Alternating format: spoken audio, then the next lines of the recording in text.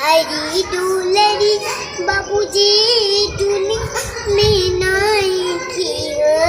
भटके परनवाया कैसे हो यज्ञ में गाड़ल हमार लासे हो ठीक है आज ना गीत गात लोरेला आज ये गीत गइलू हाय सने काहे लगावेला एकले चित बनी हम गाते मरे रोवेला हंसवेला ना चल चुप तोरा ले पढ़ हम गीत गा देन तनी सुन काहे कोइनी बाबूजी दूरंगनी तिया काहे कोइनी बाबूजी दूरंगनी तिया बेटा के पढ़ावे का टीचरनी भेजवानी बेटा के पढ़ावे का टीचरनी भेजवानी हमारी बेरिया काहे बरतन धोवनी हमारी बेरिया ई का गीत का इहे का गीत पढ़ना तब का इहे न कहनी तोरा से बढ़िया कहनी बुझाई तो हम गइनी न तो तोहरो ना गा के दिखाई तो गावतन आई बड़े तू बारात करे आगे हमसे बात मंगले मोबाइल नंबर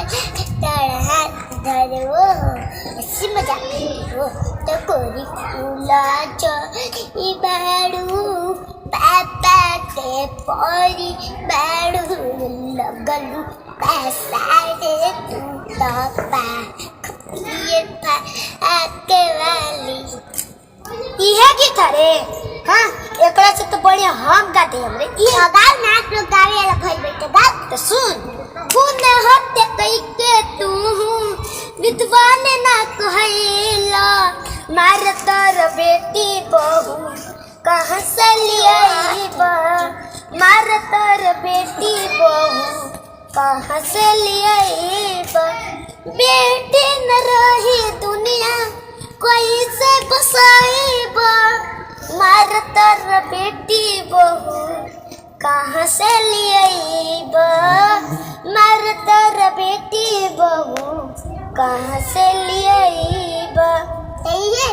कर गीता हसन ये वाला तब गा तोरा से बढ़िया गनी रे बुझली तोरा से कोनो से बढ़िया ना गानी बुझले चल गाऊ जातनी हम परदेश में काम सुने करिया जाकिन पड़ी बाजार से लिया तर तर करिया डाल से डाल गइया ये माया देर का बोदी है जन हम कुछ चिपकी के आई बच्चा तुम्हें है जन ये गीत रे।